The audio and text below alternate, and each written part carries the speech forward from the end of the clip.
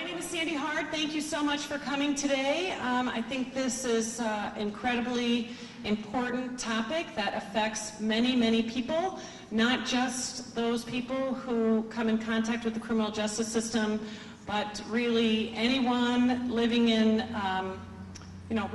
across any community. What I have found is I have been talking about this for the last couple of years is that whenever it comes up, somebody always says, you know what, I have an aunt, brother, sister, son, daughter who is dealing with this. So thank you so much for being here and being a part of this. So I am honored to be here with Mark Pfister, our Executive Director of Lake County Health Department, Ray Rose, he's the Undersheriff of the Lake County Sheriff's Office, Judge Chris Stride from the 19th Circuit Court, and we also have Sheriff Mark Curran here joining us in court. So thank you very much. And would also like to thank the additional sponsors who are here, the League of Women Voters of Lake County, the American Association of University Women, both the Waukegan area and the Deerfield area, the Lake County Bar Association and Foundation, and the North Shore Unitarian Church. And if you are an attorney and you are here for your CLE, you can see Sally Zeit in the back to fill out the information to get your credit for that. So I came to understand this issue when I joined the county board, and we received a tour of all of the different facilities, and one of the facilities that we toured was the jail. And when we went through, we saw somebody being booked in, and the person that was booking them seemed very familiar with this individual. And so I happened to ask, and he said, oh, you know, he's been through here all the time. This is this person's name. And I had no idea, right, that kind of thing happened. And as I learn more about it, what happens is they come into the jail. They are, at least with this individual and many more like him, come into the jail and they have a mental illness. They are seen by the medical staff, and they kind of go through the criminal courts, but they receive medication as they're waiting for their court date. They get their medication, they are stabilized, they are, after some time, released. And then they tend to run out of medication, or they can't get their doctor's appointments at the Lake County Health Department because we do have a shortage of, and this is a national shortage, not just at the health department. There is a shortage of available appointments for these people, and so what happens is they cycle off their medication, they end up in a crisis, and lo and behold, they end up back in the criminal justice system.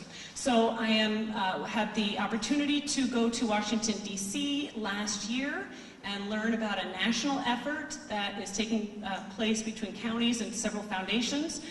It's a data-driven justice initiative to enable us to identify who these, what I might call high utilizers, or people who cycle through the jail many, many times, and figure out what we can do to better serve those individuals and help them lead productive lives. So we came back with reams of information and fabulous stories and wonderful best model practices, and then as I was talking to people in the county, learned that so much of this is already happening in Lake County. So that's what these three gentlemen are going to be talking to you about today, which I think is so exciting.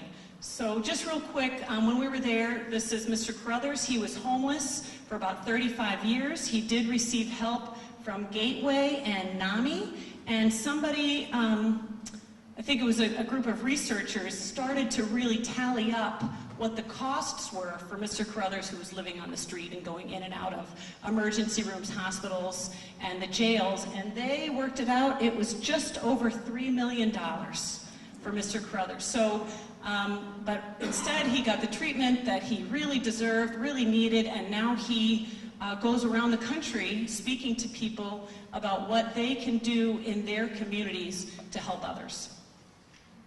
We also heard from Pete Early, his son. He wrote this book, Crazy. He is a reporter with the Washington Post, and his son was diagnosed with paranoid schizophrenia, was in and out, again, of the, actually he was just in the jail one time, but really this book, if you haven't read it, I would so recommend it. It really talks about their journey of understanding what's happening with his son, and all the different helps, but those obstacles. So I just thought that was really helpful. So if you have an interest in this particular topic, I think this is a good one. So what is the problem? So the problem is, and this is not here in Lake County, the problem is 11 million people are incarcerated every year. And on average, that's about a 23-day stay. For some of these best practice models that we see in other parts of the country and what we are striving to move towards, you can get down to about a 17-day stay. If you have a crisis intervention center, you can divert these people entirely from the criminal justice system. So that's something that I, speaking personally and not as for the entire board, but that is something that I would really love to see for us in Lake County. So that cost across the country is between $250 and $280 billion. So that was a number that we received when we were in DC, and 90% of those people are housed by the county.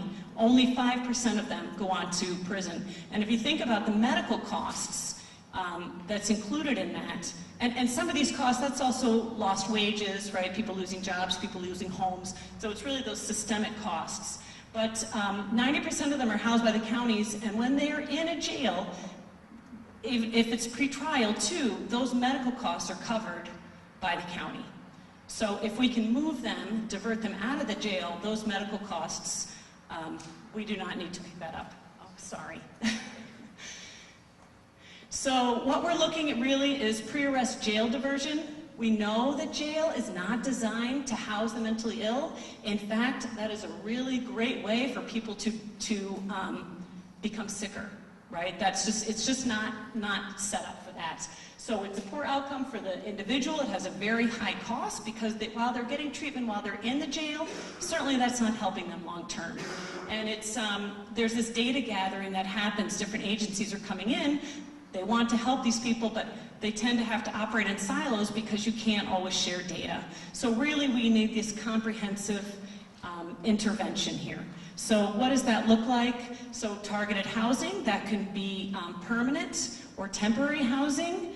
How do you enhance this outreach and engagement with the individual? And that's going to change with the person, so it really needs to be very client-focused, that intensive case management. And it also so that the judges and the prosecutors have viable options for helping these individuals. So that comes back many times to a county board, that we are giving the financial resources that are necessary so that if a judge says, look, this person needs significant pretrial services or probation services, that judge needs to know that those services are going to be there and available for that individual. And then if really the jail is for violent offenders. So who is in our jail that really doesn't need to be there today? It interrupts that cycle that we talked about where they come in and out of the jail. When we first looked at this, I think it was in mid-2016, we had one individual in 1 year who had been arrested 17 times in Lake County Jail. Now that's the highest, but he was not an outlier. There were many, many people at 12, 13, 14 times. So we're hoping to do that, and really we'll see a lowering of costs across the system, and that's what we've seen in other places. So this is something called a sequential intercept model. I just wanted to have this there. This is a model that many places are using around the country, and it just talks about the flow and the different places where you can intercept somebody from going into the criminal justice system. So Bexar County, Texas is one of the leaders in this, and they found 46 different opportunities where they can intercept, where they can enter into the system and help that client in a different way. And I'd be happy to show somebody this. I've got a more detailed chart if you have an interest. And then again about Bexar County, this is their success story. So just real quick, I want to read off some key points on this. They had 7,000 people with mental illness that moved from incarceration to treatment. They opened up a crisis center, and what would happen is a police officer could choose between sending them to the jail or sending them to the emergency room. Even though that officer, he's stuck, right? He can either spend several hours with that individual in an emergency room, but he's got to get back to work. So many times he goes to the jail. And in talking to law enforcement, particularly with Ray Rose, that is not something they want to do. They want to help people, and that's why they got involved in this. Before the crisis center, they could spend hours in the emergency room, and in Bexar County, they moved it between 7 to 14 minutes from the time they get to the crisis center to drop that individual off and they are back to work. They had, so of 101 pre-arrest diverted people, so they 101 people, what happened to those 101 people? 20 of them were able to stay in the community, and many of the people in Bexar County have crisis intervention training, which Ray Rose is going to talk about. 80 of them went to the hospital. 70 people remained, and only 2 people went to jail. So there was millions of dollars in savings across the system, and in fact the hospitals gave money towards opening up new behavioral health medical clinics in the area. And this was just a quote I had read in Psychiatric Times that I thought was very interesting. It is significant that the criminal justice system and mental health system often serve the same individuals. The creation of carefully structured partnerships involving criminal justice and mental health professionals enables the mentally ill to return to productive lives. The entire community reaps the benefits of a united criminal and healthcare system. And what I would ask, and I appreciate so much that you are here, is to really think about what role you will play in helping these individuals, because we can do a lot where we are, but what we know we really need is help from the community and helping people understand that these individuals are sick, and to think more about how members of the community might be able to help them. So I'm going to be followed by Mark Pfister, and he's going to talk about about what we're doing to help people living with mental illness, both within the criminal justice system and outside of it. Undersheriff Rose will speak about the changing role of law enforcement, crisis intervention training, and the opioid addiction crisis. And Judge Stride is going to talk about the different ways the criminal court is providing services to these individuals. Thank you.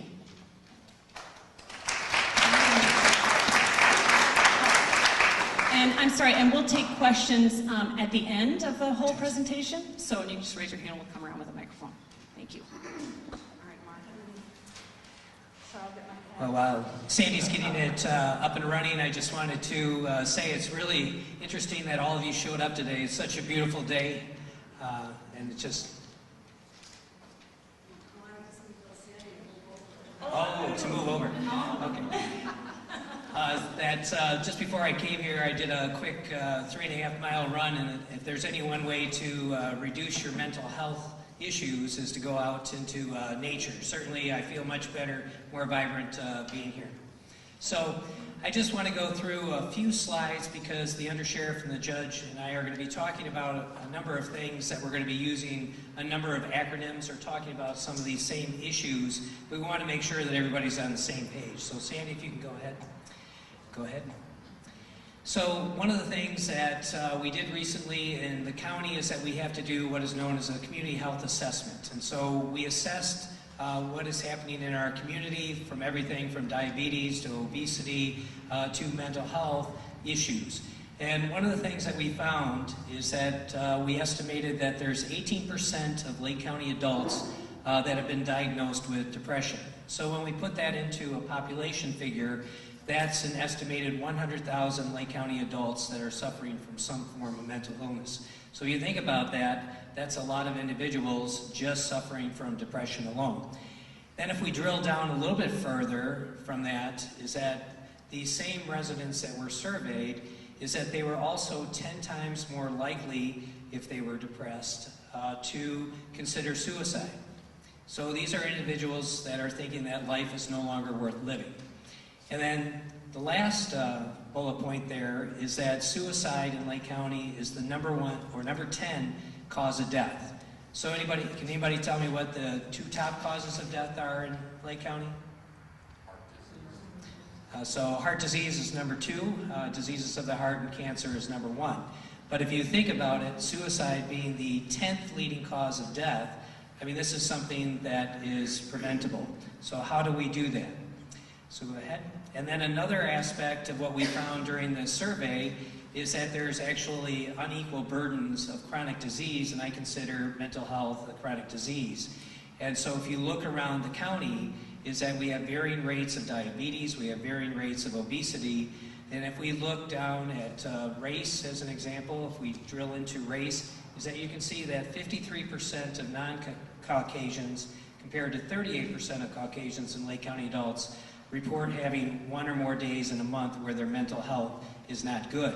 So when you think about that, so I just told you I went out, took a nice run, relaxing, my stress levels dropped, but if I'm living day to day in areas where I have stress, you know, am I going to be more depressed than myself if I'm living in a different area? So we know that place matters. So another thing you're going to hear us talking about today is MAT, or medication-assisted treatment. And so what is that? Is that for somebody who is depressed, they may need some medication to help them along with counseling or other therapies to assure that they're functioning well. And we're also going to use another term today known as behavioral health. And so what behavioral health is it's mental health and substance abuse. So we have a lot of times where we have these co-occurring conditions where we have people that are having mental health issues, maybe they're bipolar, but they're also a substance abuser or like a tobacco user as an example. So what it is it's an effective approach to use medication in conjunction with counseling to treat substance use disorders. And so there's a number of evidence-based programs that are out there that have shown that MAT is very effective and demonstrated high success rates. One thing that you're going to hear today when we're talking about this is that to be a participant in MAT is that you have to be part of counseling and supportive services. So you can't just use it, get another drug, you have to do some counseling. Next slide. So we're also going to be hearing, you're going to hear some of the MAT medications that we use here in Lake County. One is naloxone. Has anybody heard of naloxone? All right, yeah, that's good. So naloxone is something that is used to, Undersheriff and all our police officers throughout Lake County are trained on the use of naloxone. And so that's for somebody who is ODing on an opioid, whether it's heroin or a prescription drug. And so there's a couple of different trade names that you see the two up there. We also have methadone. Methadone is another drug that is used on a daily basis for some that are going through that withdrawal period. We also have the trade now, you'll just hear it as Suboxone, but actually in Suboxone there's some naloxone in that. And then one of the newer drugs, it's called naltrexone, or also a trade name known as Vivitrol. So Vivitrol is something that the Undersheriff and I will be talking about, as well as the judge.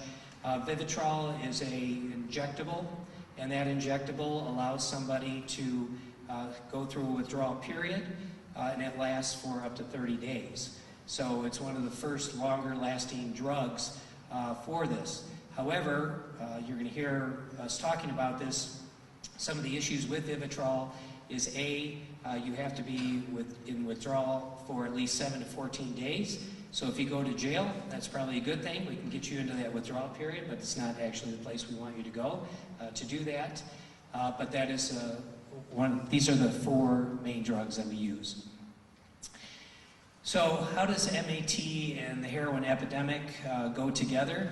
I think number one is where, being from the health department, is that we want to prevent people from ever becoming a substance abuser. And so how do we do that is we want to prevent people from getting addicted to, whether it's alcohol or other types of drugs such as opioids or heroin. I mean, that's the number one goal, is to prevent them, because if we can prevent them, we're going to lower our costs and people are going to be more productive longer term.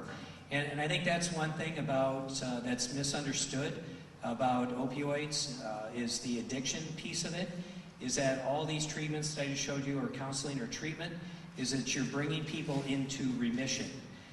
You may not necessarily be cured. You may be just in remission. And so if you go back and start hanging out with your same friends, that you may go back to what you were doing if you're not actually continuing to be clean. So we want to ensure access to MAT, and then what we've done very well in this county is expand the use of naloxone. So if you can go to the next slide. But heroin use is actually part of a larger substance abuse problem. I love this slide because when you start thinking about some risk factors, or what we call in our business, odd ratios is what is the odds of me doing something if I do something else, is that if I'm addicted to alcohol, is that it has been shown that you're only 2 times more likely to be addicted to heroin, that you're going to move down that path. If you're a user of marijuana and you're addicted to that, you're only 3 times. If you're addicted to cocaine, you're 15 times more. But what is really amazing is that you're 40 times more likely to become addicted to heroin if you are addicted to opioid painkillers. So, I mean, if I had you raise your hands, which I don't want you to do, is that, and asked how many of you were prescribed an opioid in the last year, you know, I'm sure I would see a lot of hands out there. In fact, I got a letter the other day from a couple out in the western part of Lake County, and both of them are over the age of 65 years of age. Both of them have had severe pain through the years, and the letter was to me was that they're both addicted to opioid prescription drugs. And so they wanted me to provide more services out in the western part of Lake County to serve, you know, addictions, especially for those. And back in March of 2016, the Centers for Disease Control issued a recent report to providers on how to look at prescribing or the amount of opioids that they're prescribing. And so in that report, I was surprised that we're even giving newborn children opioids. So we're starting out, so if there's pain with newborns, they're giving them opioids. So we're starting a whole culture of people having a threshold, a very low threshold of pain. We're prescribing these opioids to people, and that's where we get to that 40 times connection. And then when I run out of opioids, if I don't have them, I can't get a prescription, then what do? I'm probably going to go get some heroin, because heroin and opioid prescription painkillers are very similar chemically. And the difference is that it's actually more expensive to buy prescription painkillers than it is heroin. I'll let the Undersheriff tell some stories about what he and his officers are finding out in the field with even stronger heroin hitting the market in our area. Next slide.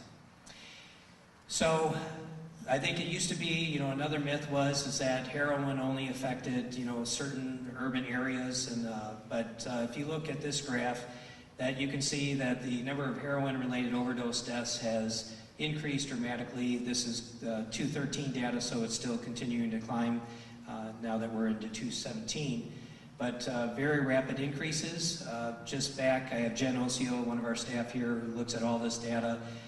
We had about a 700% increase in Lake County of heroin-related or opioid-related deaths, you know, in just a 10-year period. So, I mean, this was something that is growing and expanding throughout. But you can see that looking at all these different demographics groups is that we have an increase of this type of need.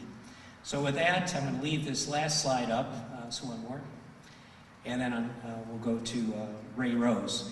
But one of the things that we'll talk about today is this need to expand MAT services.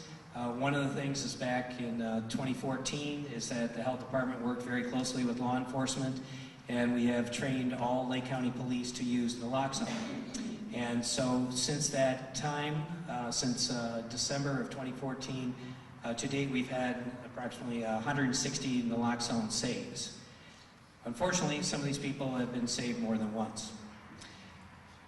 So it is important to make sure, and that's the next follow-up bullet, is that it's important to make sure that we have the treatment capacity exists for all individuals that have been saved by naloxone. But then also we know that from the CDC that the rate of heroin-related deaths is nearly quadrupled since 2002 to 2013. But if people are not out and they are managing their addiction and they're in remission, then there's some other positive benefits. As Sandy said, that people can go back into the job workforce. There's been some stigmas that we'll talk about later that are related to that, but it also improves patient survival over time. It increases retention and treatment, And then also, some of the things that people don't think about is that, if I'm injecting heroin, that I have a greater risk of other diseases that can be transmitted through a needle. So one bad news is heroin used to be by needle only, but now people can smoke heroin, so that's an easier delivery. But we're going to be talking about all of this, but I just want to make sure that we were all on the same page, and when we're talking about Vivitrol and MAT, that we knew what we were talking about. So thank you.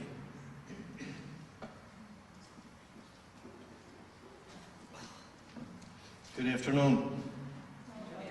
I'm Ray Rose. I'm the Undersheriff at the Lake County Sheriff's Office. And I as well would like to thank all of you for taking the time to come here and become part of the conversation, because this is a community-wide issue. So it's what I want to talk about and kind of follow up on what Mark was talking about from a law enforcement perspective, and also to amplify for you that this is a community issue. This affects families, it affects everybody in our county, it affects everybody in our state. Families are torn apart. This is just a devastating issue that we're going through. And when I talk about a devastating issue, I'm talking about mental health issues. I'm talking about drug addiction. I'm talking about homelessness. And when you sit there and you think, well, what's the correlation to those three topics? Right now, those are the three biggest issues facing law enforcement. And as a result of that, mental health, drug addiction, and homelessness, and how do we in law enforcement change how we do business? Because that's what has to happen, that is what is happening.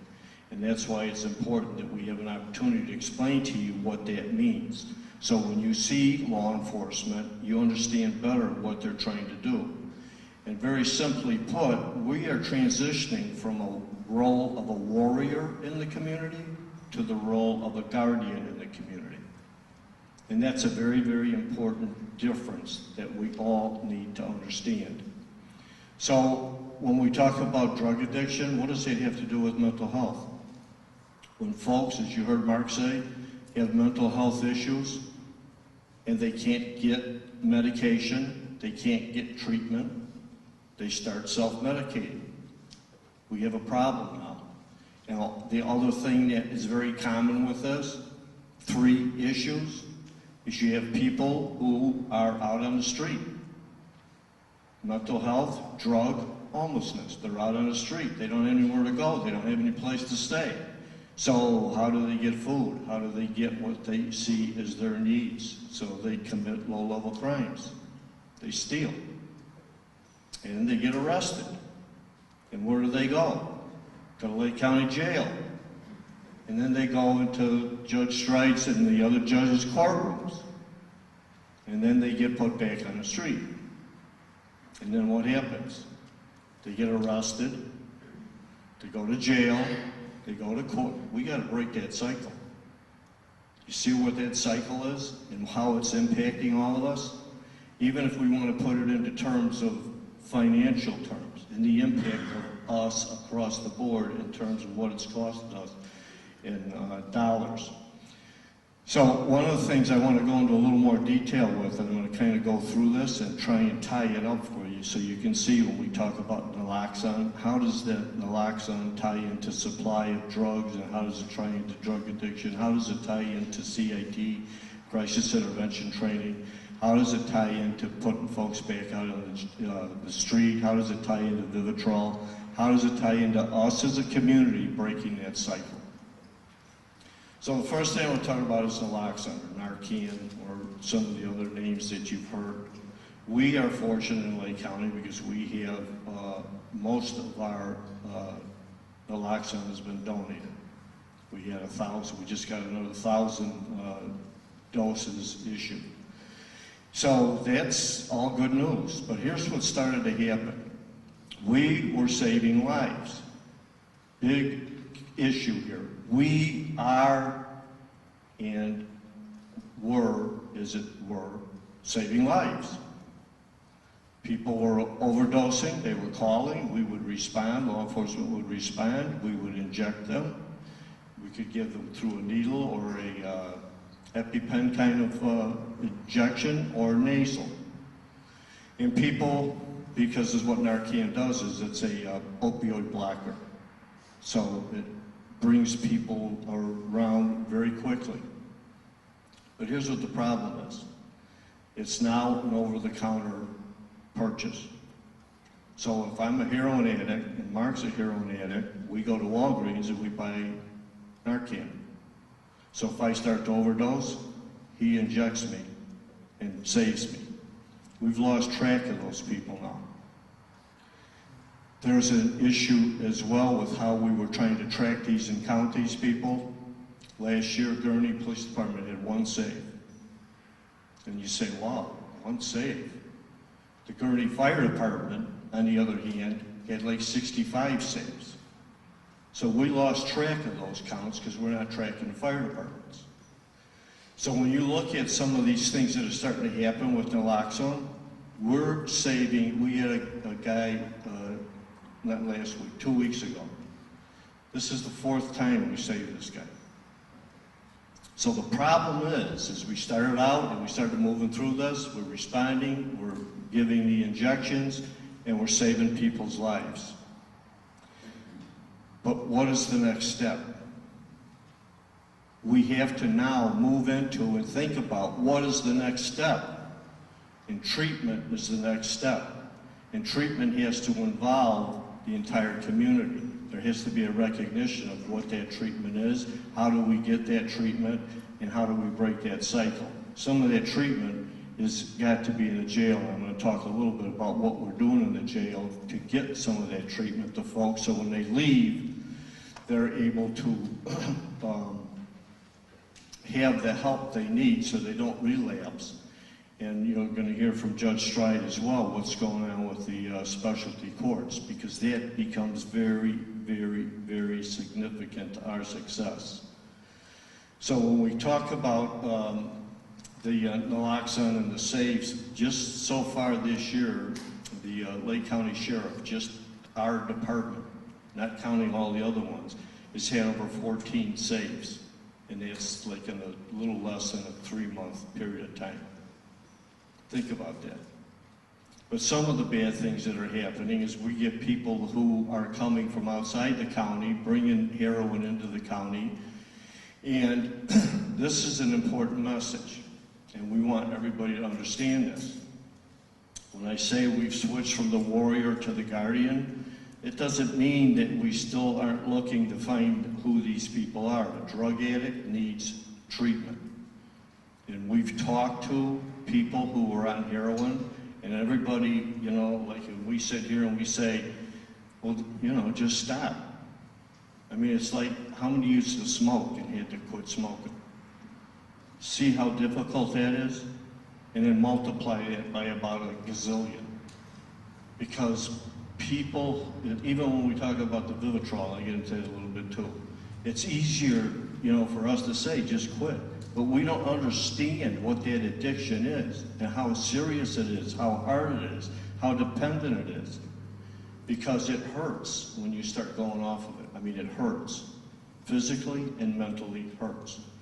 So we now, when we have these naloxone saves, we have our detectives respond to those calls as well. And we start working cases to try and backtrack and find out where they got that heroin from. Who brought that heroin into our county? Who's the drug dealer in our county? So don't think for a minute that we haven't forgot about that side of the issue. We've had a couple where we have just charged with drug-induced homicides, and we have one just last week where we were able to charge a guy that was for delivery that resulted in a heroin overdose. So we're continuing to work that piece of it. The law enforcement component isn't going away. It's going to be more specified and specialized to those kinds of calls and those kinds of issues. So when you think about how much heroin is out there, how many folks are overdosing, and how many folks need treatment. We have to move away from just focusing on saving lives to getting to the treatment piece of this, which involves a lot of other folks. And again, going back to the mental health issue, where did all the mental health resources go? Where did all the drug addiction resources go? You know, a number of years ago, they shut all these institutions down. They said, we'll move it from federal and state levels down to local levels, and everything will be great. Well, I can tell you, everything is not great. And we've got to get back on track as a community. And that's why it's important that you folks are here. So the next step I want to talk about, or the next piece of this then, is the supply. And you heard Mark talk about prescription drugs. Prescription drugs are where most of this starts. And you think about it. Remember years ago what a drug addict used to look like? You'd see him on TV ads, or you'd see him in the paper, and it was some old scrunchy guy sitting in an alley with a dirty hat and a needle hanging out of his arm. That's not what our heroin addicts look like today. There are high school kids. There are sons, there are daughters, there are neighbors, there are relatives. That's changed who the heroin addict is. So where does it start with? How about people who are in high school and they have sports injuries?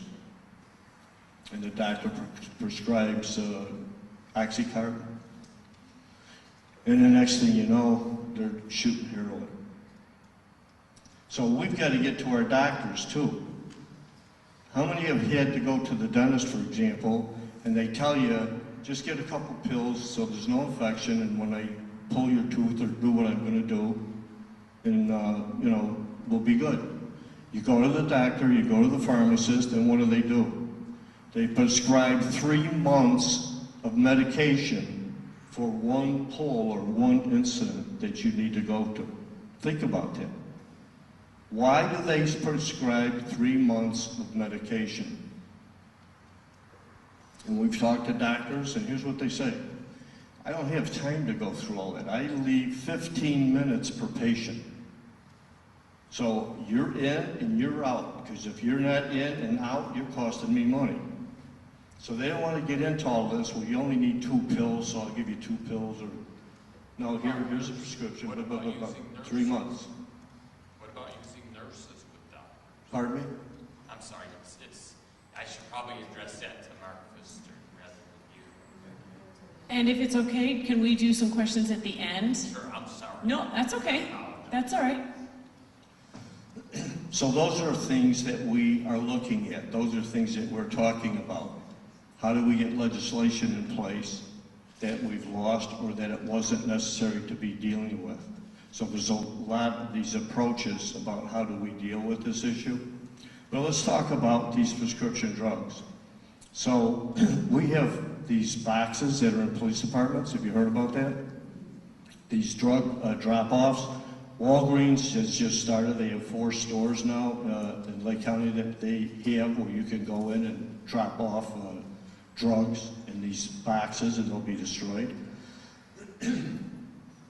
So we started out with last year, well, in 15 there were 17 boxes in Lake County, and we're up to 31.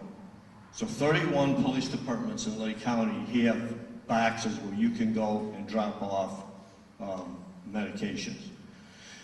In 2015, there was legislation that was adopted because we would collect these drugs and there was no place to take them except to Indianapolis. So all the police departments got together and they would take turns driving all these drugs to Indianapolis to a DEA incinerator so they could be destroyed. So you look at what is happening with this and what the thought process is. We got to go to Indianapolis to dispose of drugs that we don't need anymore. So legislation is passed. We now have it locally where it can be disposed of. So in 2015, we took in 12,000 pounds of drugs. And I want you to think about that for a minute. Can you imagine what 12,000 pounds looks like? Maybe a car or a truck. But take that and think about how big a pill is. You know how many pills that is? 12,000 pounds? So the question is, if we're not taking it off the street, where's it going? It's going inside of our kids, it's going inside of our neighbors, and it's going inside of this addiction that we as a community are facing. So, and that equates to about a street value of over $700,000. So if we're not taking these drugs off, not only are we concerned about addiction and what it's doing to our kids, but we're also concerned about the environment, because if you take those and flush them or you throw them in the garbage, the potential of the impact there is great as well. So the next thing that I want to talk about is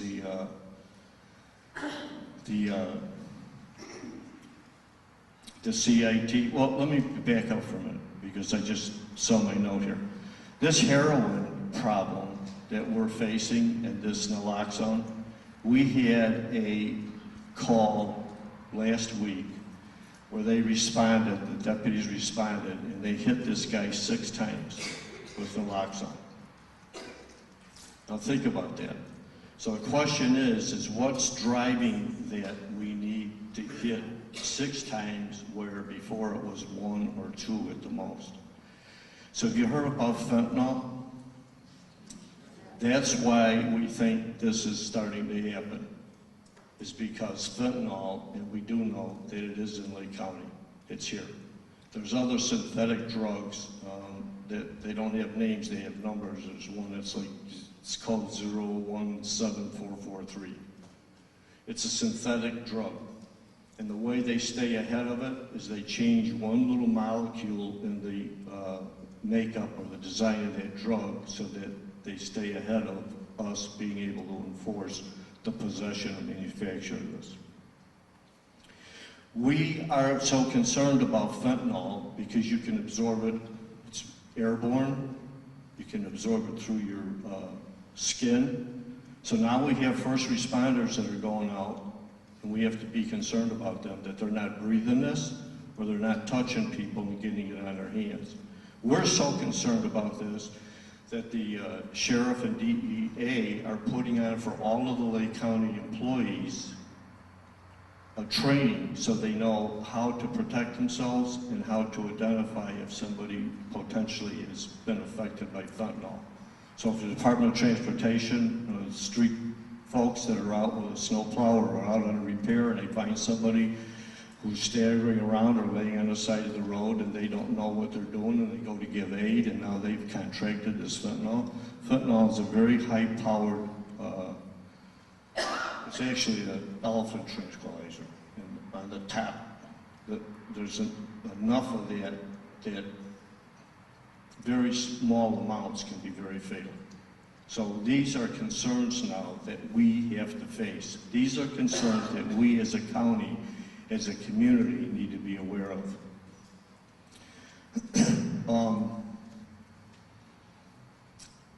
There's another thing that you may have heard of called the Way Out program, where law enforcement has the Way Out program. So it's what this program allows for, and it's consistent with what the law is now, that if people want to turn themselves in and they want to get treatment, they won't be arrested. So this program is set up, it started with 7 departments and it's expanding out to include the Lake County Sheriff's Office now is participating in this because we've got to get the word out.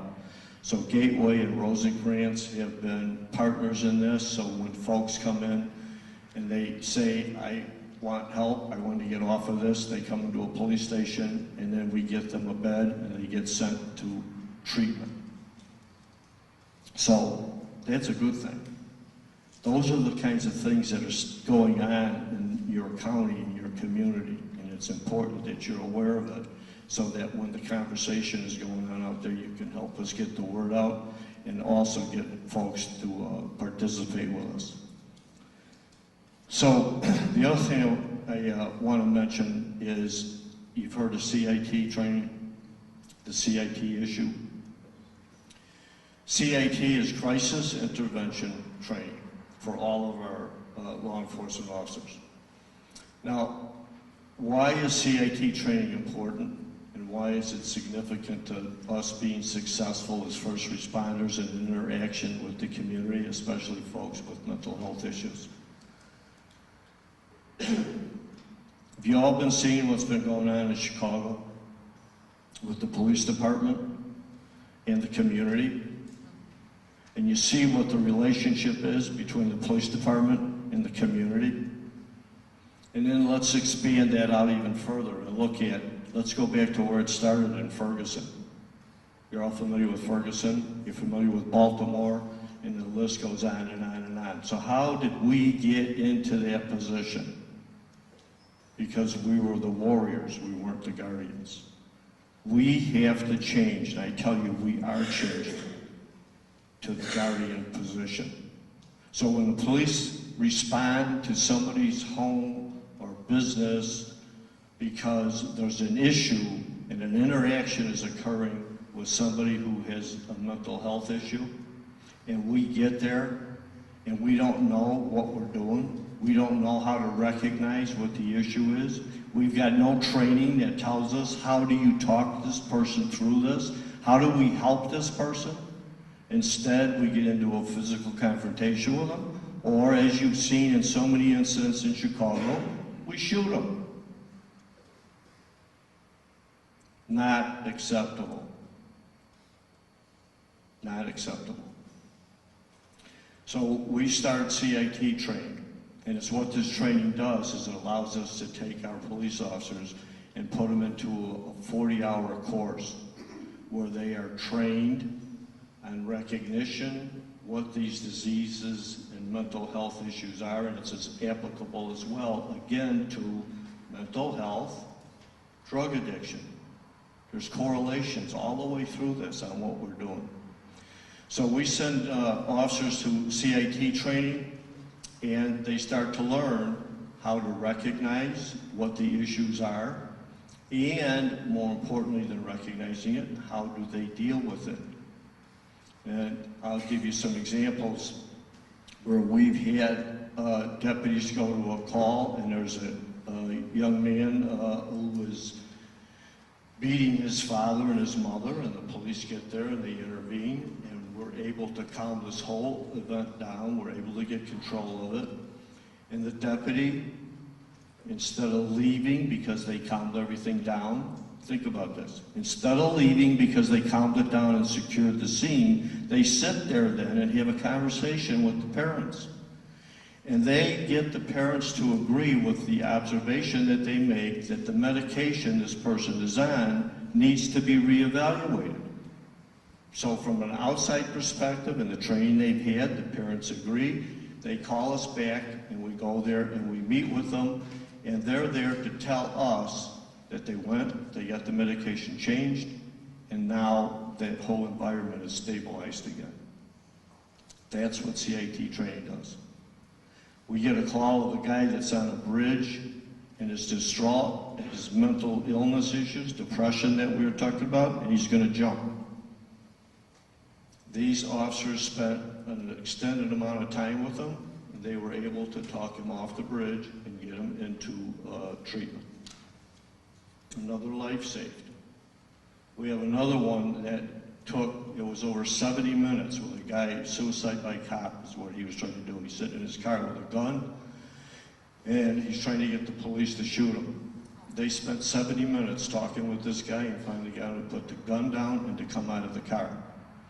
We had a call last night with a guy who's barricaded in the house with his father and beat his father with a baseball bat, and we're surrounded the house, and they got TRT there.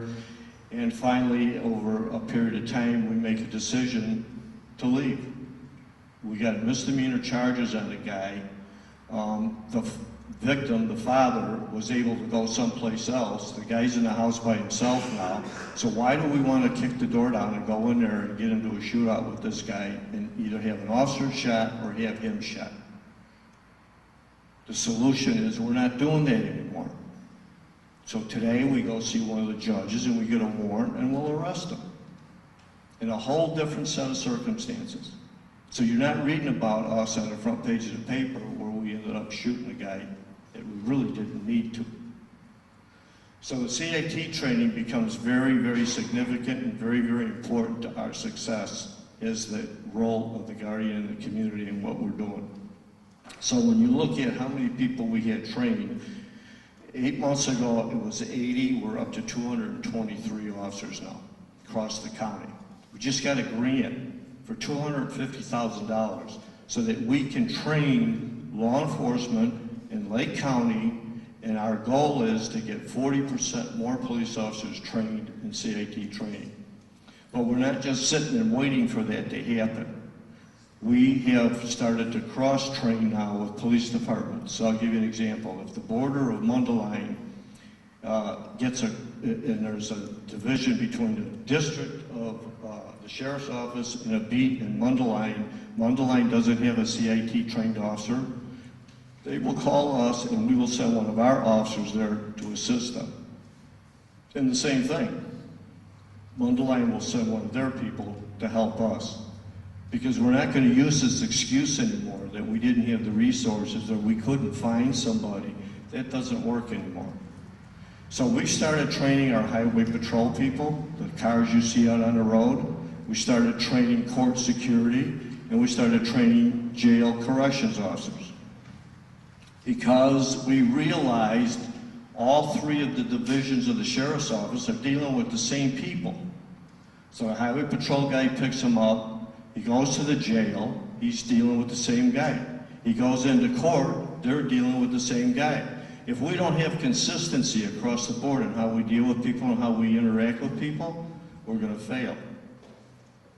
So think about the highway patrol guy, the deputy that first has contact, gets through the situation, stabilizes it, gets him into the jail, they work with this person, they understand what circumstances are, and then he goes to the courtroom, and the guy in the courtroom standing there twirling his handcuffs in front of this guy and telling him, yeah, you're going to prison.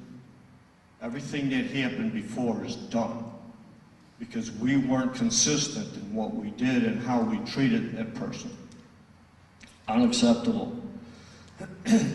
So you're going to be hearing a lot more about CIT training, and this is a big deal right now. And not just right now, but going into the future. Because this is how we've got to be interacting with the community. This is how we have to make sure we're taking care of our folks. Thank you.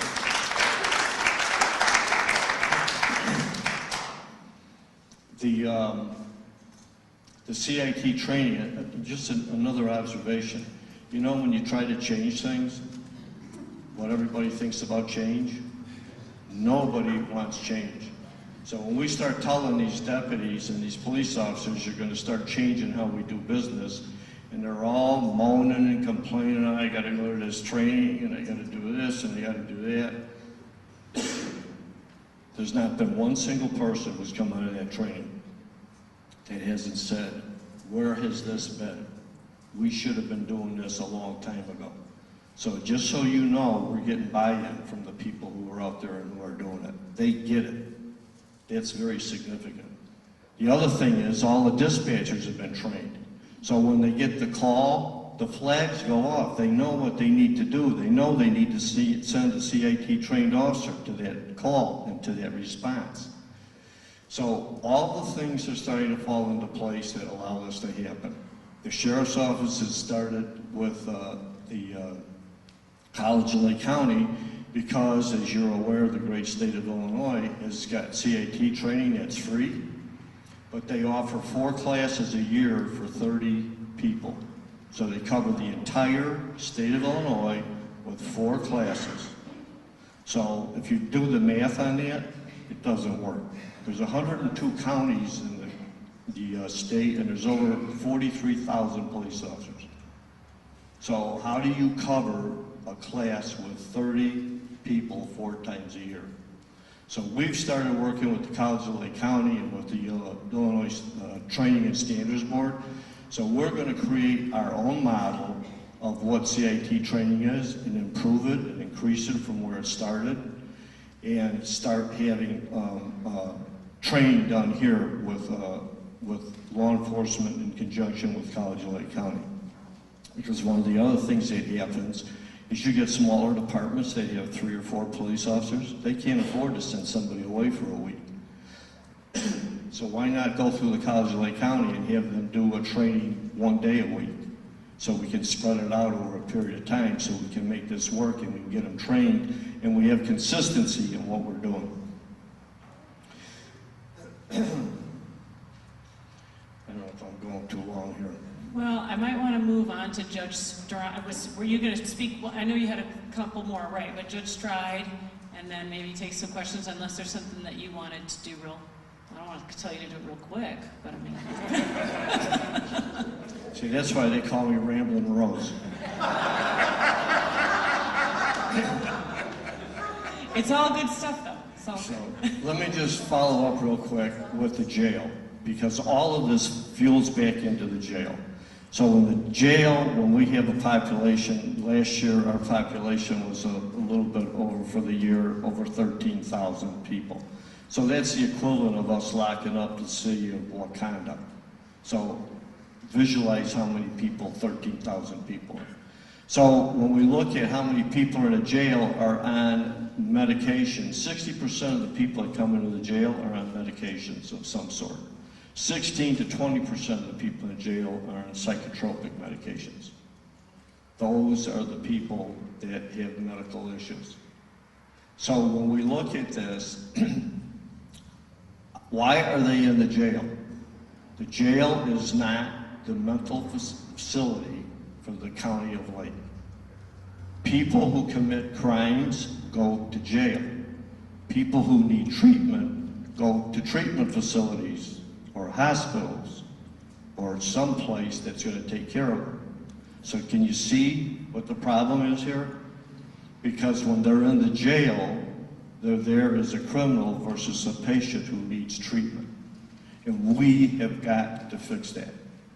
You heard Commissioner Hart talking about the crisis center. We've gone and looked at Rockford, Winnebago County has got a tremendous program. We have got to get a program like that in place.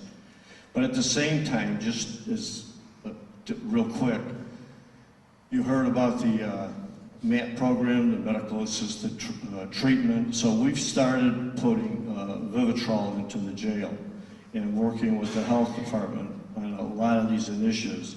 And when I stand up here and talk about what the Lake County Sheriff's doing or law enforcement, we're not doing that in a vacuum. I mean, the 3 people sitting up here, it's just, well, actually 4, are indicative of what these relationships are. The first CAT training funds we got was from the Lake County Board. They came up with $35,000 to get us started, the seed money to get us started.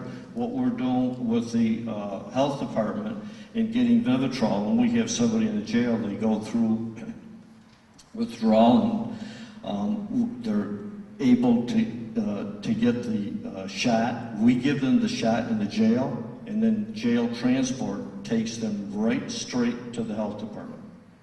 They can't go home, they can't go anywhere. They drive them, the jail transport drives them to the health department, and they meet with a counselor and get them started on what their program is going to be and where they're going.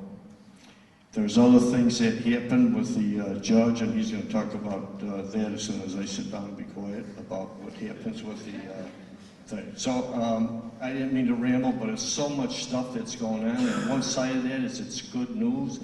And here's another example of it. We're talking, the conversation's in play, and that's what's going to help us keep moving forward. So thank you, everybody.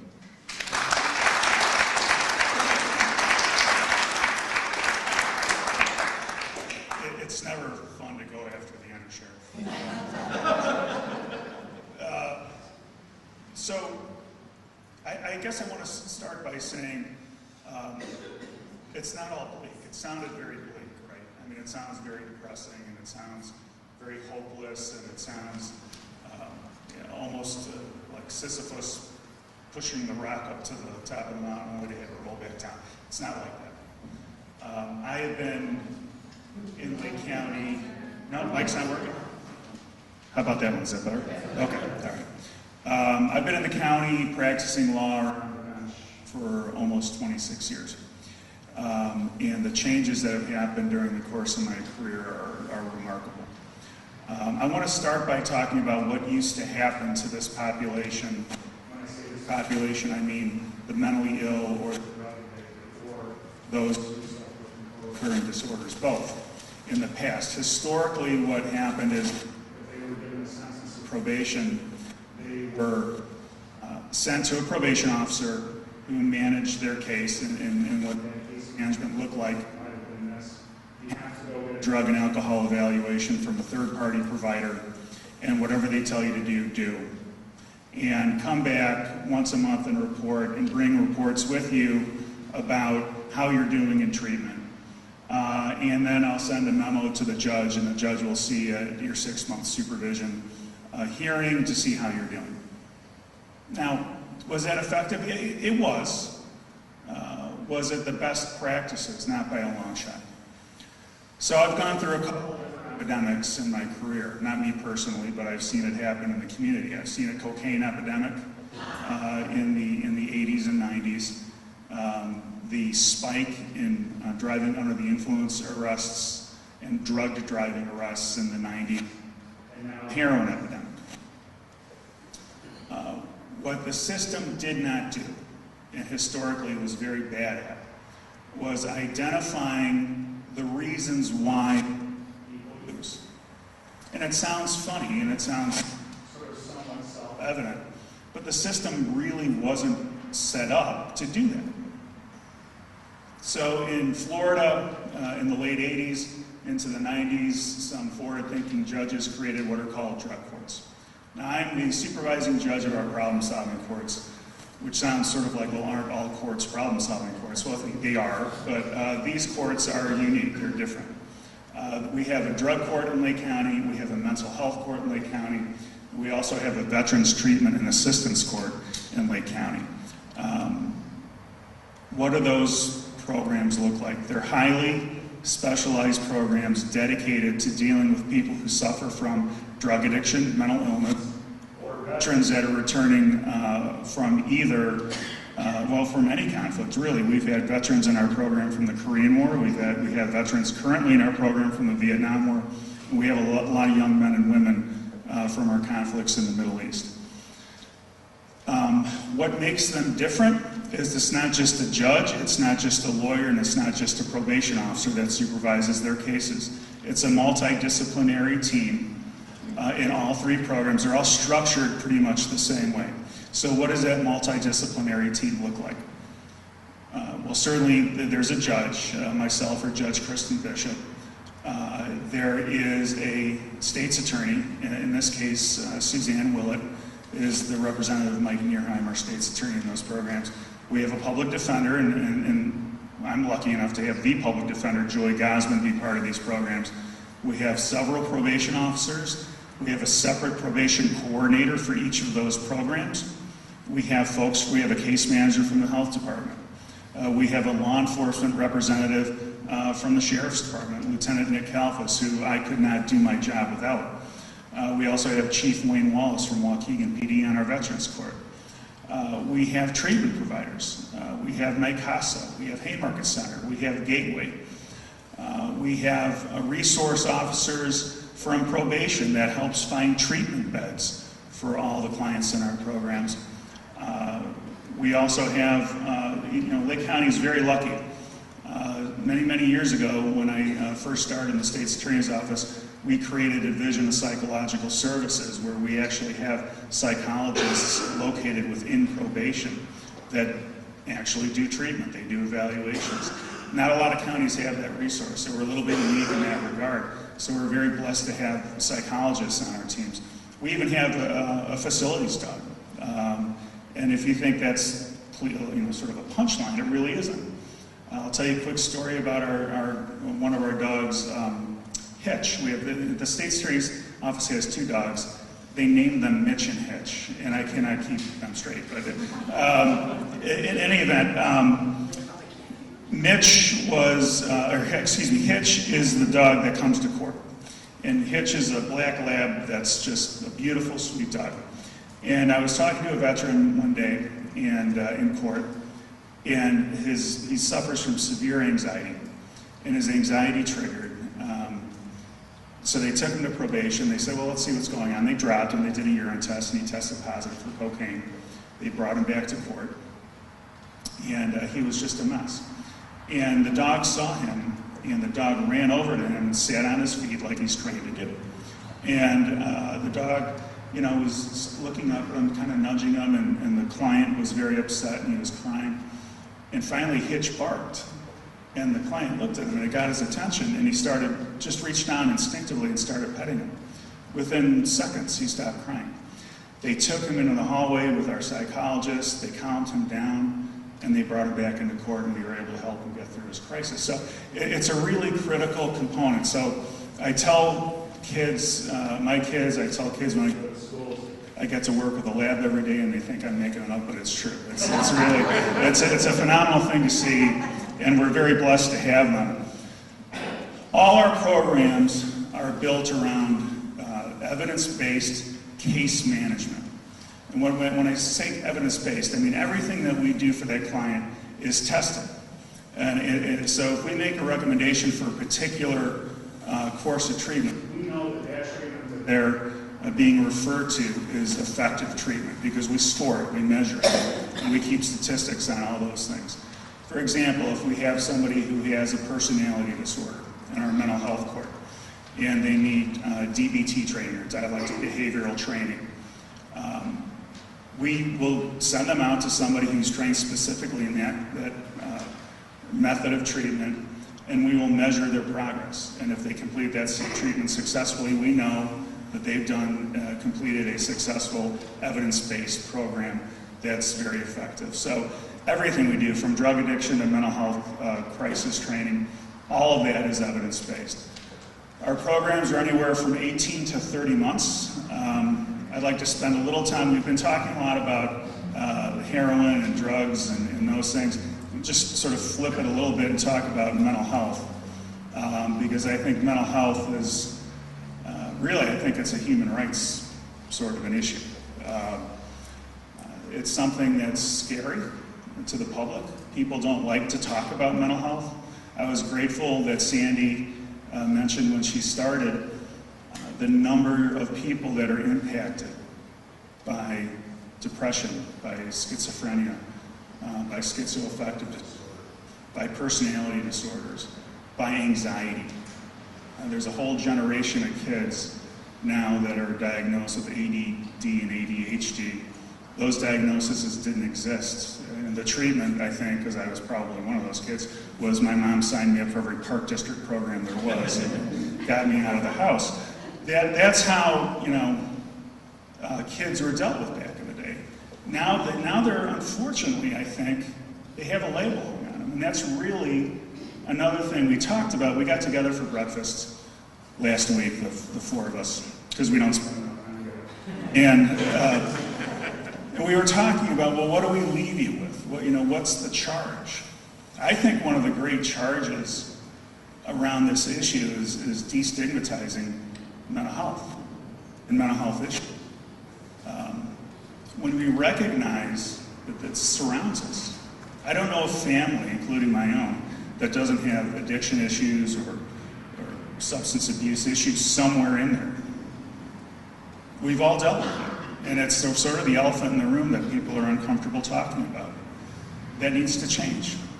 When we talk about the great challenges of dealing with the mentally ill in our communities, I see it every week.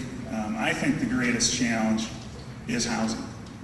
Finding not just affordable housing, but appropriate affordable housing. There's plenty of affordable housing in Lake County. Most of it is terribly inappropriate. And when I say inappropriate, I don't mean it's not a nice place. I mean it may be in a neighborhood where there's a high crime neighborhood. That's the affordable piece of it. Why is that a problem? Well, it's a problem because that population is victimized repeatedly. It's easy pickings for criminals. And they go back and back and back, and they're re-victimized. I know Sandy and I think, I don't know if the sheriff was in Champaign or not, but there was a great lecture, there was a great lecture put on by a doctor who pointed out something that I found fascinating. The chronic illness rate in the homeless, mentally ill population is unbelievable. And it has to do with their environment, their diet, their lifestyle, a 50% greater risk of cancer, just by virtue of how they live their lives. Diabetes, malnutrition, hypoglycemia, all these different things that develop over time that become chronic and end up costing us all a ton of money in aid and Medicaid. So these challenges, is it important to look at it from an economic standpoint? Yeah, absolutely. You have to measure that because the people like Commissioner Hart and our state legislators, they've got to make very difficult decisions nowadays with how they spend their money. But I would challenge everybody in the room, as I do, which is probably why Sandy put me last, but we have to stop just worrying about the dollars and cents on these issues. What we really have to do is get at it and recognize that there's going to be a cost associated with this up front. And at some point we're going to have to pay that. And unless until we're willing to pay that, these people will continue to languish. So here's what I would also leave with there. Our programs, I'm very proud of them. I'm very grateful that I get to do what I get to do. I truly went to law school because there was no math or science involved, and I could write and I could talk, and those are the things that I was good at. And now all of a sudden I'm up to my eyes in psychology and psychiatry, pharmacology, medically assisted treatments, talk therapy, all these things that I was horrified about in college. Now I do it every day, and it's a very atypical role for a judge, but boy, I feel like I've gotten a sort of a second wind professionally because it's really challenging. And you can't really be creative as a judge. These programs allow for a lot of creativity. And some of that creativity, I'm happy to tell you, involves the hard work of Sandy Hart, Ray Rose, and Mark Pfister, because they're willing to listen to us. And we're all very lucky to have these three especially up here that are casting a very bright light on this issue. I know the Sheriff's Department has gone above and beyond for me, and one of the things that they're doing now, and we're sort of collectively doing, is developing a universal screening tool in the jail that hopefully we'll be able to start using in the next couple months. So whenever anybody's booked into the county jail, they'll have a evidence-based screening tool that they're subjected to. And as a result of that tool, we'll know if they have a mental health issue, a substance abuse issue, or if they've ever been a member of the armed services. What that information will allow us to do in the courts is we'll be able to identify people who are eligible for our programs instantly. And a referral will be made to probation. And the probation will then make sure that criteria are met for one of our three programs, and sometimes our clients qualify for more than one of our programs. And then that will go to the lawyers, and the lawyers will hopefully petition into our program very, very quickly, and we can get that person out of jail and into treatment. So we're hoping we get that online early summer. Another thing that we're really excited about is our programs are for high-risk, high-needs clients. So high risk to reoffend criminally, and high needs in terms of treatment and substance abuse. Mark put up that statistic about the 40% more likely to become a heroin addict if you use opiate prescription meds. It shouldn't surprise anybody that the greatest use demographic, the highest use demographic, is that 18 to 30-year-old, particularly male group. And the Undersheriff mentioned that, and he said, where does that come from? How is it that that's the population that's using? Well, that's your high school and college athletes. That's the kid that blows out his knee or the girl that blows out her shoulder, that has surgery, as a Norco or tied to them. And all of a sudden, when that prescription runs out, their body quite literally is craving that opiate high. And they go out on the street, and they'll be the third guy to say it. The heroin that's out there is terrifying because it's not a dirty drug anymore. You know, the 70s, when you saw them cooking it in a spoon and liquefying it, what they were doing is they were cooking out the impurities. Then they put the needle, just keep cutting out. Okay, then they put the needle in there, they pull out the pure form of it, and they inject it. This heroin you can smoke, you can snort, you can eat. The delivery systems for it are endless. You can vape it. You know, all the kids with the e-cigarettes now, you can vape heroin. It's a really scary thing. Undersheriff, we had a lot of OD deaths. There was a string of OD deaths back, I'm going to say late last summer, early last fall in the Cincinnati area. Those were all fentanyl deaths. Those were guys cutting heroin with fentanyl, or just cutting fentanyl, selling it on the streets. And these heroin addicts were buying it and using it. There was a horrifying picture that went around the internet and online about a mother and a father with a baby in a car seat in the back seat. I think the father died of an OD and the mom was pulled back with the naloxone. So, I mean, that's what's going on out there, and fentanyl is a particularly brutal, terrifying piece of street drugs right now. So what we're trying to do is we recognize that there's that 18 to 30-year-old demographic that isn't necessarily blossomed to a full-blown criminal, but they have high treatment needs. So we're developing a drug court light track with probation where we're going to treat misdemeanants and felons. So right now, drug court only takes felony cases, but we're going to start taking those misdemeanor cases. Some of those cases are guys sitting in the Undersheriff's jail. And we have the great benefit of the health department and the sheriff's hard work on creating a trial program in the jail. My hope is that we're able to marry that drug court light track with that population and get them under the jurisdiction of the court and on medically assisted treatment. So there's a stick over them a little bit. And that sounds a little heavy-handed, I don't mean it to be, but the incentive to take your shot and go to intensive outpatient treatment is a little more real when a judge is kind of doing that at you and standing in front of the bench. So I'm excited about that. With respect to mental health court in particular, one of the other great challenges besides housing is keeping our clients' medication compliance. So, you know, a lot of antipsychotics, a lot of antidepressants have some pretty profound side effects. People don't like to take them.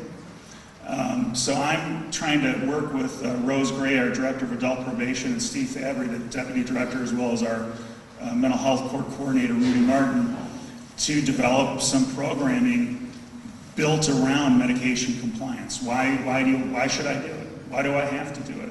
Why does it make a difference in my life? What are the benefits? What are the risks? Name it. Just get the clients involved in that conversation, because the conversation with their doctors usually, as Ray indicated, about 5 seconds long. Here are your meds, take your meds as prescribed on the label. And well, what happens when you don't like the way they make you feel? Well, let's talk about that. Let's take our clients in our program and have that conversation and take the mystery and the drama out of it and have a very honest conversation. So that's something that we're working on developing right now, which I'm very excited about. So I guess I'll wrap up by saying this. If you're here today on the first high 70s degree day of YouTube, you are the greatest people in Lake County. Thank you for that. That's very gracious of you to do that.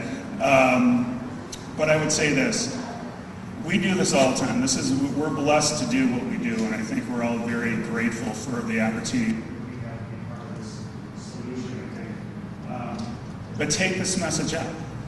You know, start to destigmatize mental illness. Get involved. Reach out to Commissioner Hart. You know, how can you get involved in this? I mean, Sandy's been a real leader on this. If it wasn't for Sandy and Carol Calabrese, I don't know that this issue would quite get the attention that it's getting. If it wasn't for the Undersheriff and Mark, and Mark's been a phenomenal partner in this as well, and Ray, you cannot go to a meeting in Lake County and not see the Undersheriff at that meeting. It's a remarkable thing. But we're all very, very lucky to have this group assembled. So I look forward to anybody having any questions. I look forward to answering them. But sincerely, thanks for being part of the solution. Thanks.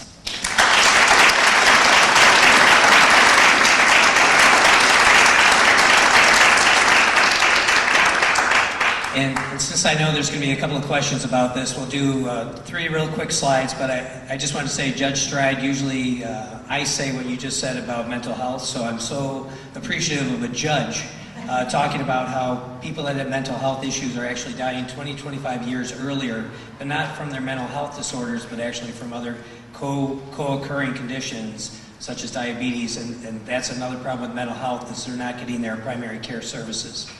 But I wanted to talk just a little bit about some positive things that have happened with regard to mental health coverage. Is that back in 2008, there was actually an act passed that gave, the law required that mental health and substance abuse must have equal coverage as other medical diseases. So in the past, insurance companies were not covering.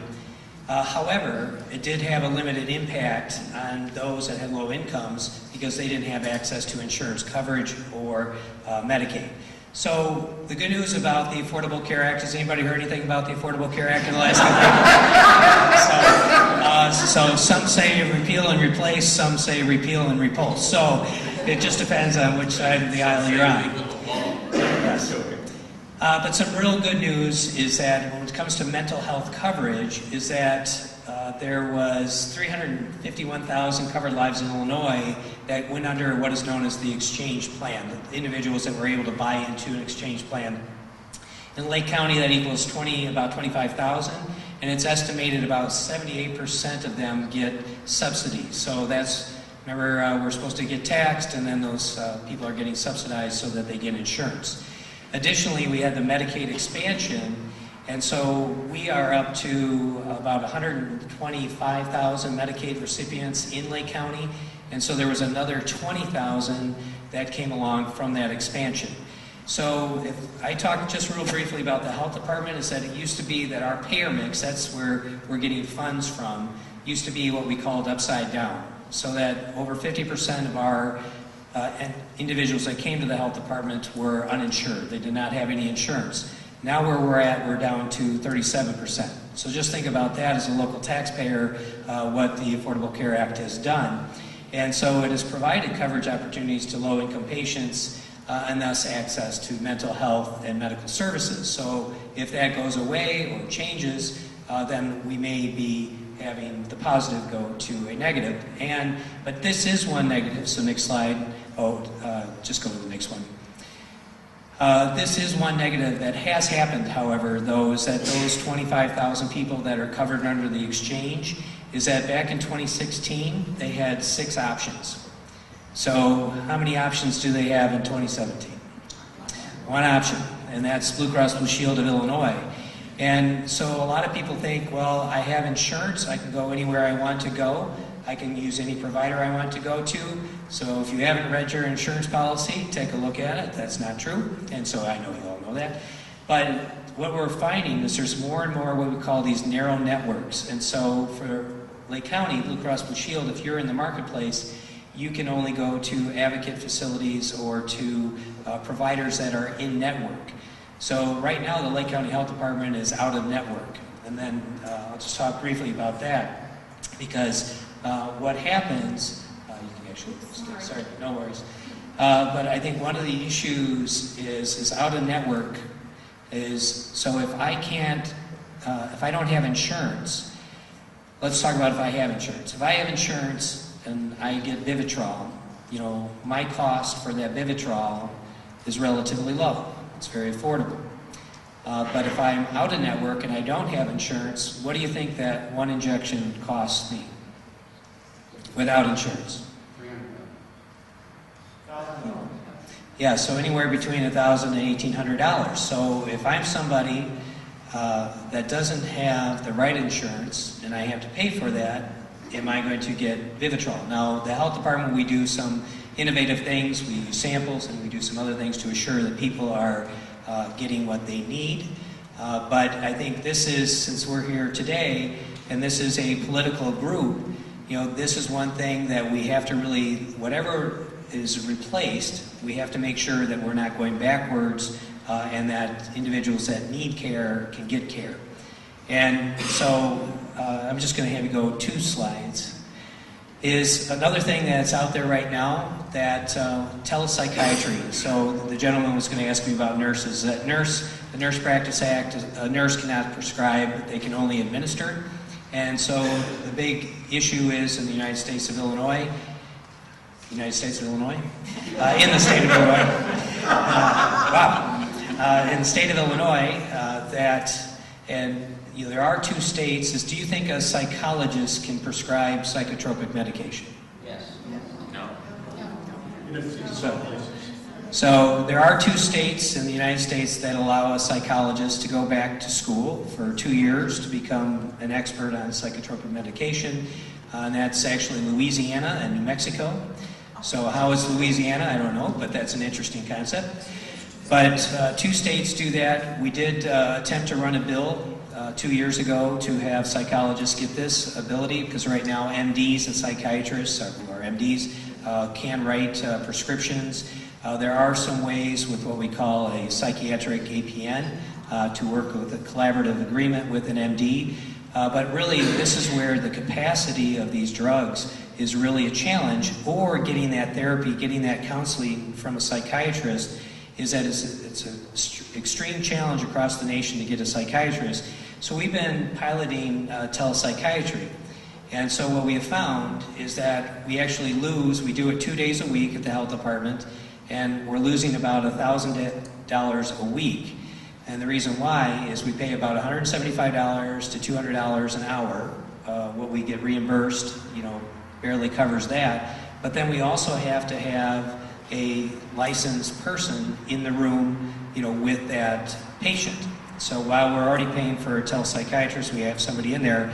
So just to give you a one-up, there's a House Bill 2907. It's by Patty Bullock from DuPage. It's gone through committee, but it would remove that requirement that we have a clinician or a physician in the room during telepsychiatry. So I'm sure you're going to have some more questions for the team, but I just wanted to do those. So thank you. Well, yeah, how about a little clapping?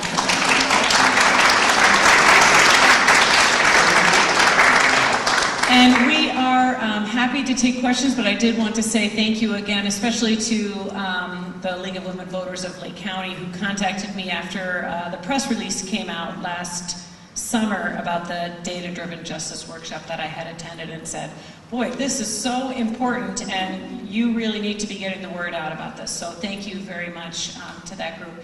Can I pass the microphone to anybody if anybody has any questions? Yeah.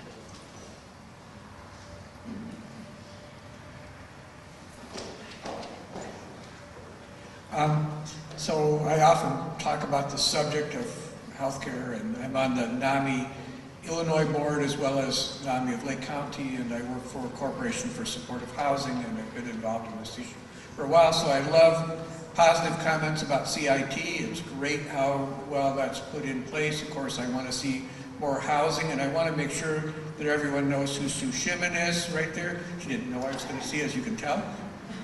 She's with Thresholds, and I worked for Thresholds for many years and took people out of the jail and got fantastic results. And so if we can bring that program here, I really think that's important.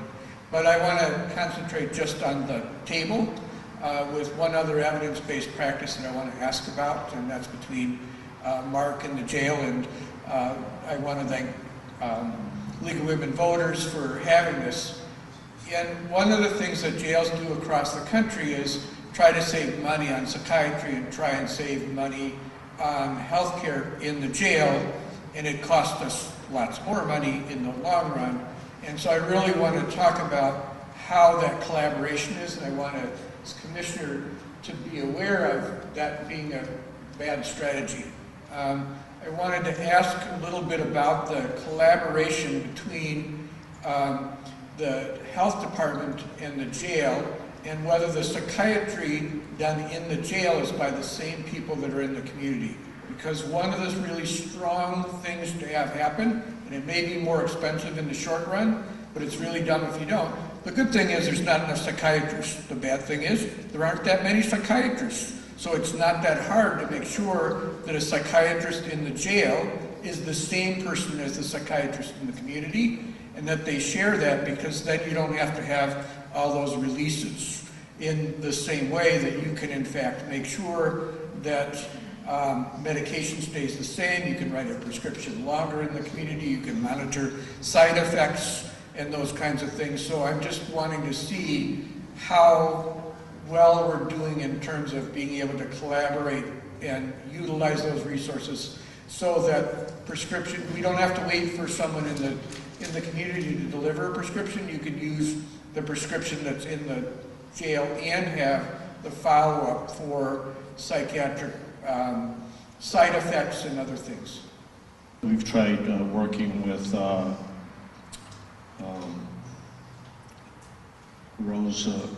Rosenford to try and get them to have, because they're in the community, to try and have them come in and contract with us, but they're not even graduating people fast enough to do that. We've tried doing the phone where they're able to have conversations with psychiatrists over the phone rather than them coming in, because it takes travel time and all this for them to get there. And I got to tell you, when we talk about mental health in the jail, that is a very, very important piece for success. I had the number and I forgot what it was. If I was to tell you how many attempt suicides we get a day in the jail, it would just blow you away. Because there's constantly people attempting suicide in the jail, and without us having psychiatrists or having those the benefit of having a psychiatrist there where we are. So in addition to the psychiatrists, we have social care workers that are on staff that are there every day to help get us through some of these issues. But it is an issue. It's a big issue.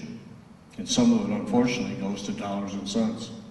I just want to follow up, because I think it didn't get, so in other words, you're not using the county as your health care provider now, and so we have to have a new psychiatrist ask these questions. My real question is, you're already spending $3 million, why can't that be to the county directly and use those resources? Because they already know who's at risk when they come into the jail. Same thing. So I'm not going to be amazed. I worked in Cook County Jail for a long time. I'm not amazed. And I know it's expensive and cut rate psychiatry in the jail, different provider. At this point, Cook County Jail uses the county as a provider because they found it didn't save them any money. And the amount of money we spend in the state prisons right now for lawsuits as a result of bad psychiatry are an awful lot. So I'm really pushing to say, why aren't we using the health department to do that?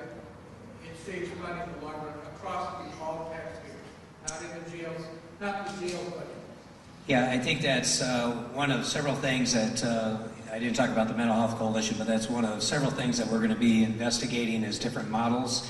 One of the things that Ray, Undersheriff, and I are doing already is we're looking at who is already in the health department and who's in the jail. So who has been serviced by the health department, and we've expanded that to go out to look at, and we're crosswalking these individuals, and we're getting data from NACASA, another provider, and also PADS, who works with a lot with our homeless.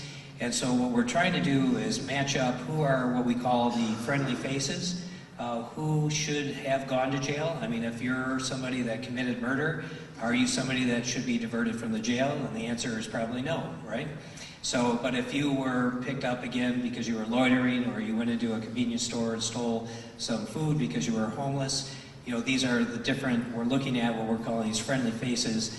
Is there a place that we can bring them so that we can divert them from going into the jail, so then we do have the psychiatrist that is already within the health department or at other resources that may be out there for that. So we are going to look through at that different models with the Mental Health Coalition. How much though would it cost more to have the county do that? Well, and if it's okay, we'll do that maybe if we've got time at the end, because I know there's a couple other individuals that have some questions. Thanks. Just a couple of quick comments and some questions. I too worked at county, and I worked for IDOC, and I was a vendor and provided healthcare services, and we got out of the business because people are interested in quality in this state, but it all comes down to dollars, and it's who is the cheapest vendor. I just want to say to Ramblin' Rose, I really appreciated the comment going from warrior to guardian. And I can tell you I felt that. I participated in that point in time, counting the homeless. And I had the opportunity to ride in a car with this lady and find the homeless. So when you make the comment about this is a community problem, I thought I live in Lake Forest. This isn't a problem. It is a problem and it affects all of us. So if you want to experience something, I would highly encourage the experience. I felt safe, I felt informed, and I felt very humbled. But I did want to share, Ramblin' Rose, that when we dropped in at the at the Waukegan Police Department, I don't know if you remember this experience, there were two homeless people sitting in the outer lobby. And your police officer behind the desk, so you're talking about a culture change, felt very bad that these two individuals were in the lobby. They had missed their bus. It was very complicated. One was very emotionally labile and dangerous, but he felt very bad because he wanted to be able to protect the citizens of Waukegan. But many times there were social issues. People missed the bus, so they couldn't get to the pad shelter, and they were having to make decisions to drive people to the pad shelter rather than responding to calls. So I think it just might call for innovation, rather than using officers for that Uber, I don't know, whatever. But I felt the culture change, but I also felt some good grassroots from police and some good suggestions. Just a thought on the Narcan. I spent some time at Walgreens, and I remember being involved with the decision making for having Narcan available, and I was on the clinical review team. And a lot of serious decisions were made about should it be carried, should it not be carried, and we made clinical reviews. I was not involved with the financial. But it made me think, you can't go to Walgreens or CVS anymore today and buy razor blades, they're locked up. You can't buy the Sudafed or the Actifed, it's locked up. Off the wall, I don't know if there could be some tracking or reporting mechanism. I didn't know that was going on, that you lost the ability to track those people. So I don't know if there's some partnerships with retail pharmacies or legislation where that might be able to be done. The Rockford model, I'm familiar with the Rockford model, innovative, wonderful. I wish Sheriff Curran were here. I heard him speak at the 115 waiver hearings, and I'm past my comments, I'm now into questions. I haven't heard, because of everything going on with the state, is there any movement, I don't know who would know the question, on the 115 waiver, which is going to integrate more of the correctional settings with the managed care plans and the behavioral health integration? Do we know anything more about 115?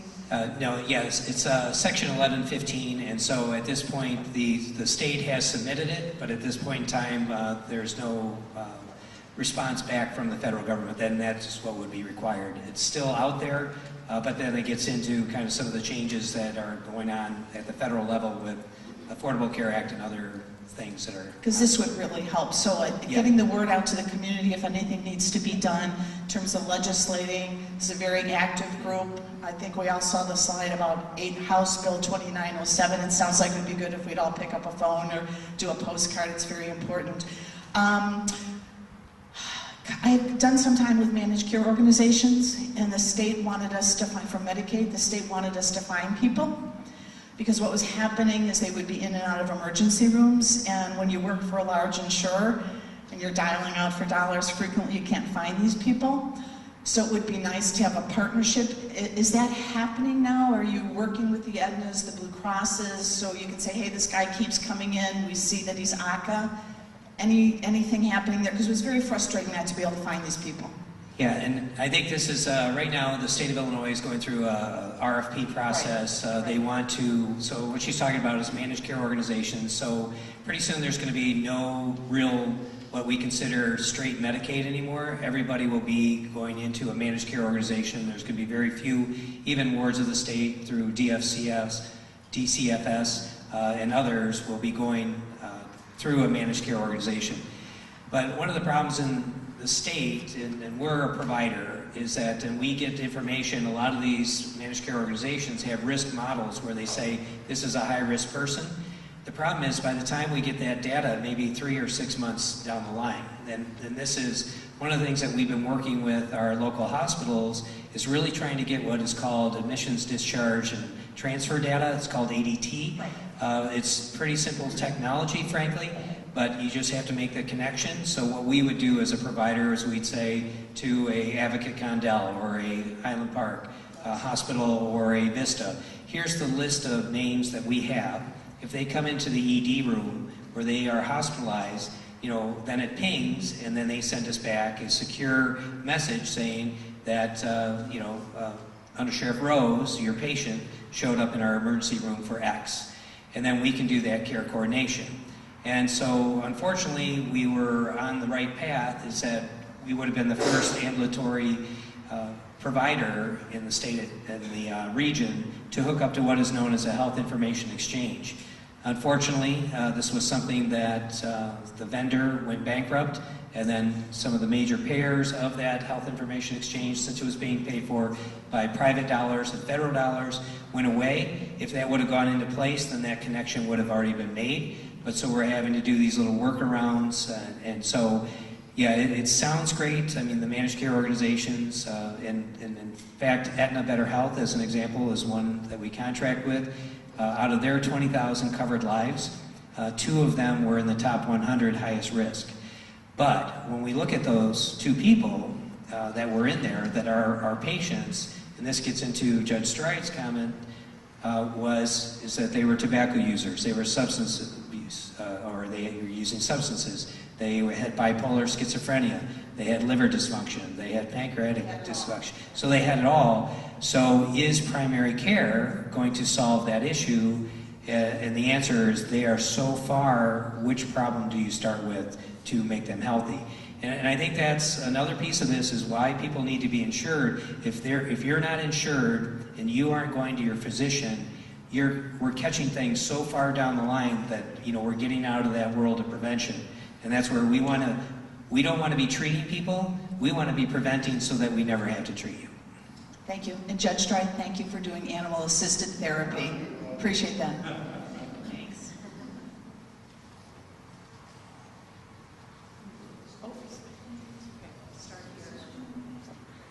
Can you tell me what the barriers are to creating the crisis intervention model in Lake County, such as they have in Bear County in Texas, and I think you also said, did you say, Ray, that they have it in Rockford? So what are the barriers in Lake County? I mean, financial, is there not agreement on the model?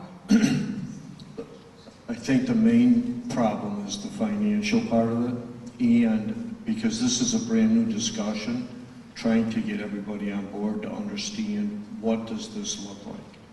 So when you start talking about, basically is what it does is it becomes an arrest diversion. So when the first responders pick somebody up or have a contact with them, they have somewhere to take them and drop them off for treatment. And then they leave and go back to doing what first responders do. But these people then are in a facility where there's treatment and they're getting the care that they need. So we've diverted them out of the jail and into the treatment. So there's a lot of different models that people talk about where they have response teams, for example, where instead of having a crisis center, there's people who would respond to that scene and then try to do an evaluation and try and do an assessment there and then make a determination of where they want to take them to. There's others discussions, we've had meetings already where we've started to talk about what this model looks like, but the other part of it is where does it go? So in Rockford, they ended up buying a grocery store and converting it. I can't remember what their cost was. It was $2 point something million to do this conversion. you know, we've been talking about a multitude of locations, and one of them really is, where do you find a central location in Lake County? You know, do we really want to take everybody to Waukegan, or do we want to take them, you know, central Libertyville area, so you're not transporting all over and it becomes conducive? I mean, some of the things we talked about too is, in terms of the cost, meeting with some of the police departments in these municipalities, this affects every single municipality in the county. So does it become a county financial burden, or should each municipality be contributing dollars? So if we look at it in that term, I think it's either 48 or 52 municipalities in Lake County. If all of them are donating or contributing to this cause, because they're going to be using it the same as the county folks will be. So there's a lot of dialogue that's going on, and it's not like it's just sitting out there. The dialogue involves you, the municipalities too. The dialogue involves the municipalities. Yes. And if I may, I just wanted to add in, with these crisis intervention centers, I think it's really having that, we're in the beginning phases of this conversation. Some people aren't even, you know, they just don't know what it is yet. And I want to say, on the county board on which Pat Carey served, we really are looking long-term. So I just want to allay any fears out there that we're all about short-term costs. You know, we're looking like, okay, if we cut this, what is going to happen in the long run to this program or these people, or are we going to end up with larger costs down the road? So one of the things that I think is very important is for us to get a really good understanding of what is this system, this broken system, cost us today, right, in terms of the municipalities and everything else. And let's figure out what that number is, and how can we better utilize those dollars to create a system that really helps people. So, I'm sorry, there was a question back here. If any complementary improvements to the delivery of services to homeless individuals are needed in order to make what you're talking about work better? Well, I think number one is that we call it supportive housing. Is that I think this is it's one thing to give somebody a place to live, but if they aren't getting the support they need, I mean, there's all kinds of different challenges that people that are homeless have, and so you have to have this supportive housing piece to it. So we've had situations where, you know, somebody diabetic, and so they get the prescription filled and they go home, but they're not managing their diabetes because they couldn't get the cap off. And so, I mean, these are the types of things, is that what type of counseling, what kinds of supports do they need to make sure they're successful once they're being housed? Just from my standpoint, we rely heavily on case management services with our population in all our programs.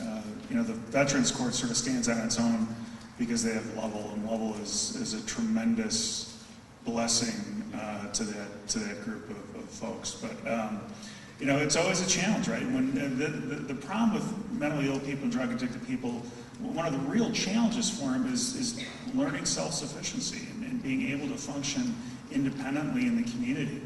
That's a big hurdle to clear.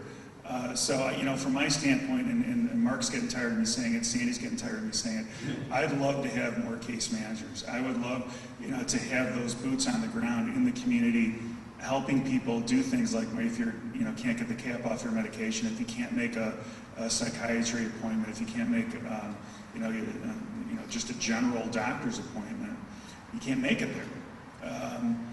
That's the kind of thing that's really going to start to link people with consistent, meaningful, ongoing continuum of care, you know, life that has an opportunity to function and flourish. And that for me, that's a big piece of it. I think maybe Cynthia. Hi. I just want to thank you all. It was a really interesting, wonderful discussion, and it really highlights the importance of partnerships. We have, at the township level, we have a HUD grant that we administer. We work with Catholic Charities, we work with I+, and ourselves to administer this program that provides housing for homeless, otherwise homeless people.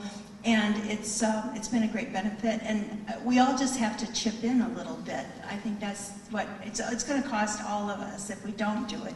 So we might as well all just get over it and just contribute to it. So there's that. And then Undersheriff Rose asked the question, why? Why are these people here? Why are they abusing drugs? Why are they not healthy? Why are they making poor choices? And as an employee of the health department, I work with Child and Family Connections and early intervention. I think that, you know, the answer to I have a biased view, but I think that the answer to everything is to start early and help, you know, children to have the best possible life they can have. And early childhood experiences have been shown to contribute to later, you know, physical and mental health issues, like serious physical and mental health issues. We are hosting the American Academy of Pediatrics on May 12th at the health department.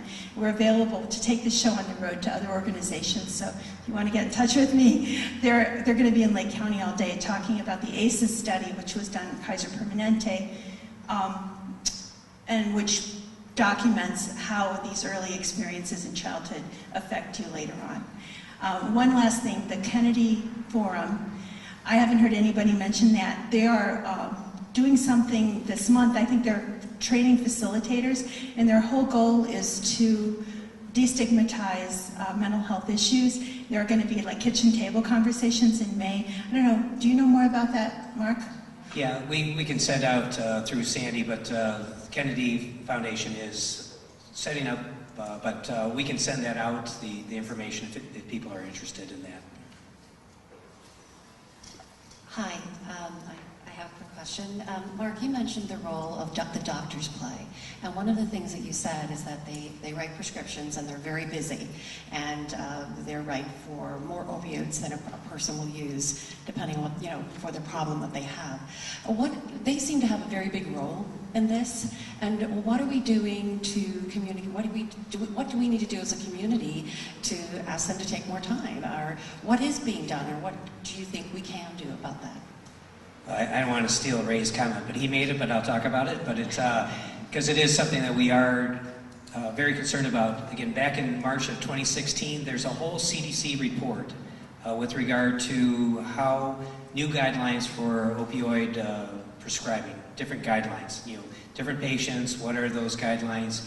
So that's number one thing that we're doing as a health department. Certainly this is where, as a provider, it is true that we're requiring, you know, these providers to see a patient every 15 to 20 minutes.